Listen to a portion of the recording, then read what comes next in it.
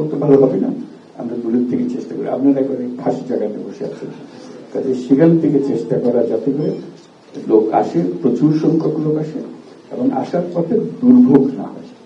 আমাদের কলঙ্কময় অধ্যায় হলো যে লোক ভাটাতে হলে এই যে একটা কেলেঙ্কারি শুরু হয় ভাগ বাটোয়ারা নিয়ে, প্রতিটি দেশের সঙ্গে আমাদের প্রতিটি দেশে লোক ভাটা দিয়ে এই সমস্যার সম্মুখীন হচ্ছি আমরা, সেগুলো মোকাবেলা করে। জাপানি যেন সেটা না হয়, জানি যে তারা খুব পরিচ্ছন্নভাবে কাজটা করতে চাচ্ছে, আমরাও চাই আমাদের লোকজন পরিচ্ছন্নভাবে এখানে আসতে পারে, কারণ মাঝখানে কোনো কেউ মাঝখানে কোনো বকরা ইত্যাদি শিকার না হয়, বিড়ম্বনার শিকার না হয়। সেটা কিছু হলে আমাদেরকে জানাবে, আমরা যথাসাধ্য চেষ্টা করবো করার ফলে আমাদের চেষ্টা সেটা আপনাদের চেষ্টাটাই বড় কথা, সেটাই আমাদের জানা। আজকে আমাদের আপনাদের কাছ থেকেই শোনার জন্য এসেছি, যে আসলাম কয়েকদিন থাকলাম এখানে, কোন আলাপ আলোচনা হলো না, দেখা সাক্ষাৎ হলো না, এটা কেমন কথা? সেই জন্যই দুটো কথা শোনার জন্য আপনাদের কি করা যায় সেটা বলার জন্য। আর কেউ বলবেন না কিছু? আপনাদেরটা শুনি খুব সংক্ষেপে। প্রথম হলো যে আপনাদের সঙ্গে দেখা করাটাই আমার মূল লক্ষ্য ছিল, যে আলাপ করা, দেখা, আপনাদের খবর নেওয়া, এবং আপনাদের খবর নেওয়ার জন্য আমাদের রাষ্ট্রদূত মহোদয় আছে, সরকারের কাছে যত আবেদন নিবেদন আছে ওনার মারফতেই যাবে, যথাযথ মন্ত্রণালয়ে যাবে। তো আজকে যেহেতু সরাসরি আপনাদের সঙ্গে দেখা হচ্ছে, জেনে নেওয়া সমস্যাগুলো, আজকে আবার কিছু জেনে গেলাম, সেগুলো আমাকে সংগ্রহ করে সবাইকে আমাকে দিলে আমি মন্ত্রণালয়ের কাছে শুনবো যে কি ব্যাপার, ওনারা যেগুলো বলছেন সেগুলো কি হলো। সবকিছু বিমান হোক, রেল হোক, যত কিছু আছে, যার যার মন্ত্রণালয়ে না পৌঁছলে তো জব পাবো না। আমি মুখে বললে তো এটা কথার কথা বলে, এটা তো কোনো ব্যক্তি নেই। তাকে ব্যক্তি করার জন্য এগুলো ওনাদের কাছে পৌঁছে দেবো, ওনার সচিব রাষ্ট্রদূত মহোদয়ের কাছে জানিয়ে দেবেন। উনি হলেন আপনার সরকারের সঙ্গে যোগসূত্র, ইনি হলেন সরকার জাপানি, কাছে বাংলাদেশ সরকার যত কিছু আছে উনি হলেন তার প্রতিনিধি, যার কাছে সমস্ত সমাধান। আমাদের যেটা আলাপ হলো সেটা যেহেতু এসেছি আপনাদের সঙ্গে দেখা করা এবং বলা যে আপনারা এখানে আছেন বলে জাপান সরকার আমাদের প্রতি এত সদয় এবং সহানুভূতি আমাদের কাছে দেখায়, যেহেতু আপনাদের সঙ্গে তাদের পরিচয় আছে, দেখা সাক্ষাৎ আছে। ভবিষ্যতে আরো কত কি করা যায়, যে আমাদের উপরে যেগুলো বলছেন সে আমাদের অংশটা আমরা অবশ্যই করবো, কিন্তু আপনাদের অংশটা একটু জোরদার করতে হবে। কারণ এখানে আপনারা আসছেন, ব্যবসা কিভাবে বাড়াতে হবে সেটা উদ্যোগ আপনাকে দিও, ওখান থেকে বসে গিয়ে আমরা ব্যবসার কথা বলতে পারবো না। ওই যে ছাত্র বললো যে ওইখানে পরিস্থিতি ঠিক করে দিলে আমরা আসবো, আমরা তো ওটা পারবো না। সারা দেশ একজনকে নিয়ে যাওয়ার জন্য সারা দেশ পাল্টে ফেলতে পারবো না। দেশ যেভাবে আছে ওইভাবে যেতে হবে, ওইখানে গিয়ে দেশ মেরামত করতে হবে। এখান থেকে দেশ মেরামত হবে না। কাজে ওইখান থেকে বললাম যে আপনারা ঠিক করে দেন, আমরা আসছি, ওটা ঠিক হবে না। বরং আমি দেশের নাগরিক হিসেবে আমার দায়িত্ব আছে। আমি এখান থেকে যেটা দেখছি, আমি দেখছি যে এটা ঠিক হচ্ছে না। কাজে নাগরিক হিসেবে আমি দায়িত্ব নিলাম যে আমি যাবো, আমার অংশ আমি পালন করবো, আমি চেষ্টা করব আরো 10 জনকে আমার সঙ্গে করার জন্য, যাতে করে এটা সংশোধন হবে না কেন। এই সংশোধন করার ব্যাপারে এটা সারা দেশ লাগে না, একজন উঠে দাঁড়ালেই হয়, একজনের জন্যই দরকার। এটা আমি মনে করার কিছু নাই যে হ্যাঁ আমাকে একা গিয়ে কি করবো, এই একার থেকে শুরু, একজন থেকে শুরু হয় সবকিছু। এই যে এত বড় বড় আন্দোলন হলো, এ পেছনে হয়তো একজন দুজনেই ছিল শুরুতে, তারপর আস্তে আস্তে বাড়তে আজকে পুরো দেশে বাড়তে পেরেছে। এই যে ছাত্ররা প্রাণ দিল, তাদের মনে যে স্বপ্ন, সেটা কিভাবে আমরা বাস্তবায়ন করি, সেই বাস্তবায়নের অংশীদার হতে হবে আমাদেরকে।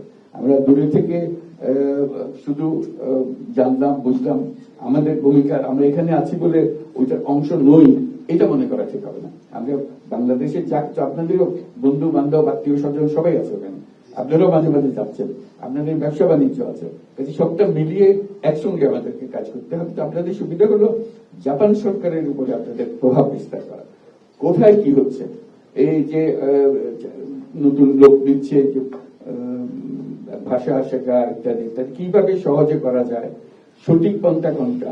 কারণ আমাদের যতটাই সুবিধা আসে এর মধ্যে ফেউ বেরিয়ে যায়, উল্টো পথে নিয়ে যাওয়ার জন্য ফিরে যায়, এইটা আমাদের নষ্ট করে তারপর জাপানিরা যদি দেখে যে এরা সবসময় গোলমাল করে, কাজে ওদেরকে আসতে দেওয়া হবে না। এরকম হয়েছে অন্য দেশের সঙ্গে, আমি ব্যক্তিগতভাবে জানি, তারা সমস্ত লোক নেওয়া বন্ধ করে দিয়েছে, বহুদিন ধরে তারা নিচ্ছে না। যখন তাদের সঙ্গে বৈঠকে বসলাম, তারা বললো যে তোমাদের সবকিছু বোমা, এই যে কাগজ দাও সেটা ভুয়া, নাম দাও সেটা ভুয়া, পাসপোর্ট দাও সেটা ভুয়া, এই ভুয়া লোকের সঙ্গে আমরা কিভাবে কাজ করবো? এত বিরক্ত হয়েছি, শেষ পর্যন্ত তোমাদের দেশ থেকে লোক নেওয়াই বন্ধ করে দিয়েছে। আমাদের বহু কষ্ট গেছে। এই লুৎফের দিকে এখানে আছেন, ওনাকে একদম লাগিয়ে রেখেছিলাম যে এইদের একটু কি সমস্যা, কিভাবে দরজা খুলতে পারি।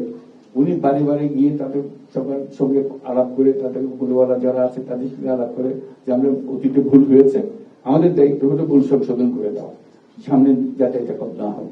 বহু কষ্ট করে এখন সেই দরজা আস্তে আস্তে একটু খুলছে। এই হলো আমাদের মুশকিল। যেটাতে হাত দিই বেচাল, যেটাতে হাত দিই ভুয়া। কাজে এখন যে লোকানার রাস্তা শুরু হলো, আমার কিন্তু বড় সন্দেহ হচ্ছে এটার মধ্যে ভুয়া লোক ঢুকে পড়বে। ভুয়া লোক ঢুকে এই জাপানি সরকারের মধ্যে এমন মেজাজ খারাপ করবে, তারপর বাদ দাও, এদের বাদ দাও, দুনিয়া থেকে দেশ নেয় নাকি। আমরা আজকে বহুবার বুঝেছি তাদেরকে যে আমাদের ছেলে মেয়েরা কত সুন্দরভাবে কাজ করে দিতে পারে, তারা এফিসিয়েন্ট, তারা অন্যান্য দেশের কাজ করছে, তাদেরকে নিলে ভালো হবে। যত সম্ভব পারে তোমরা নাও, তারা বলছে আমরা নেব। সেই জন্য তাতে কোনো সীমা রেখা নেই, পরে নেব না, বা দেশওয়ারি কোনো কোটা নেই যে এত বাংলাদেশ থেকে এত আসবে, ওরকম কিছু নেই। এটা হলে আমরা কত সুন্দরভাবে করতে পারি, তাদের যেন মনের মধ্যে কোনো কষ্ট না হয়। যারা আসবে তাদের উপরে নজর রাখা, তারা এসে আবার বাজার করতে পারে। আসলো এক কাজে দিয়ে আরেক কাজে করতে পারবে, ক্রিমিনাল অ্যাক্টিভিটিতে জড়িত হয়ে বলবে, তখন জাপানিরা কি আর বাংলাদেশের দিকে নজর দেবে না?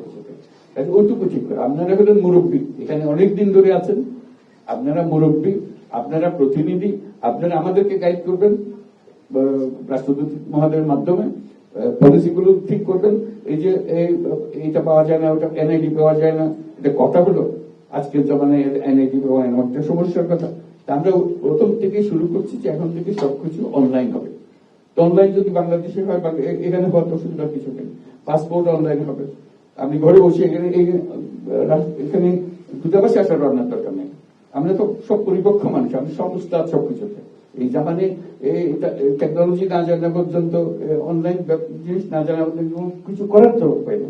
কাজে এখন আপনি ঘরে বসে আপনার পাসপোর্ট নেবেন, এটা ই পাসপোর্ট, আপনার এনআইডি কার্ড নেবেন, সবকিছু ঘরে বসে করবেন। এটা আমরা বাংলাদেশে শুরু করেছি, হয়তো টেলিভিশনে দেখেছেন হয়তো, যে আমরা নাগরিক সেবা কেন্দ্র বলে সেবা কেন্দ্রে কতগুলো দোকান খুলে দিয়েছি। সুন্দর তার চেহারা আছে, ওখানে ছেলে মেয়েরা তারা প্রশিক্ষণ প্রাপ্ত, তারা ব্যবসা করে। অর্থাৎ আপনি আমার কাছে পাসপোর্ট চান, আমি আপনাকে পাসপোর্ট দেবো, এরকম দোকান সব জায়গায় খুলে দেবো। আপনাদের এখানে দরকার আপনারা একটা খুলে নেবেন, এটা ব্যবসায়িক, এটা কোনো ওনার সঙ্গে আর কোনো সম্পর্ক নেই, এটা ব্যবসা। আপনি পাসপোর্ট দেবেন, আপনি ভিসা দেবেন, দূতাবাস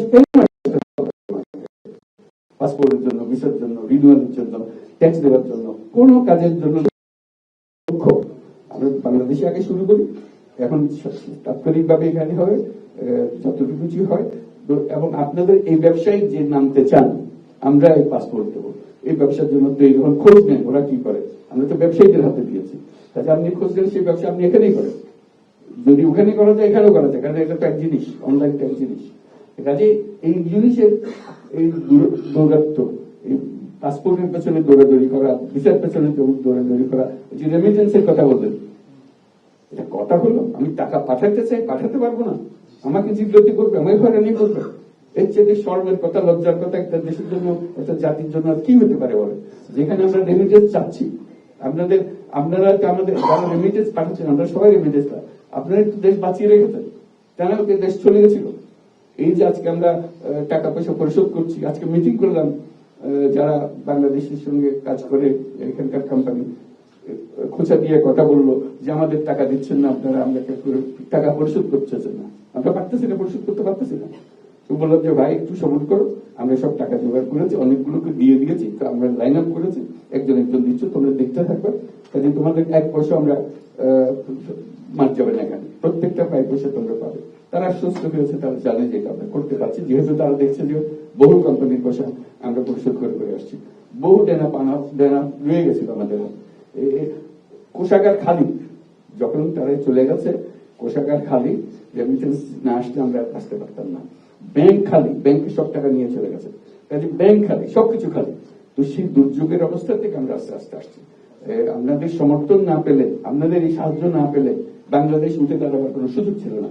এখন উঠে দাঁড়িয়েছে, আপনাদের এই সমর্থন আরো লাগবে, যাতে করে যত কিছুর কথাগুলো বললেন সেগুলো যেন সুন্দরভাবে আমরা করে ফেলতে পারি। আমাদের ইচ্ছার কোনো অভাব নেই, কিন্তু এতগুলো জিনিস একসঙ্গে আমাদের হাতে এসে গেছে যে কোনটার আগে কোনটা করব, কোনটা ছেড়ে কোনটা করবো, এই নিয়ে সমস্যা আছে। এটা আমরা করতে থাকবো, যত কিছু শুনে গেলাম এগুলোর খোঁজ খবর নেবো যাতে এগুলো সমস্যার সমাধান হয়। আজকে দেখা হলো, এটাই আমাদের জন্য সবচেয়ে ভালো। ভবিষ্যতে যেন আমরা এই যোগাযোগটা রাখতে পারি এবং যত কিছু সমস্যা আছে রাষ্ট্রদূত মহোদয়ের কাছে নিয়ে আসবেন, উনি আমাদের সঙ্গে যোগাযোগ করবেন, যাতে করে সমাধান, আমাদের কাজগুলো আপনাদের সমাধান দেওয়া, এটাই হলো রাষ্ট্রের কাজ। আপনার সমস্যা আছে, আমাদের কাজ হলো সমাধান দিয়ে দেবো। আমরা সেই প্রতিজ্ঞাই করলাম যে আপনাদের সমস্যার সমাধান আমরা করে দেবো।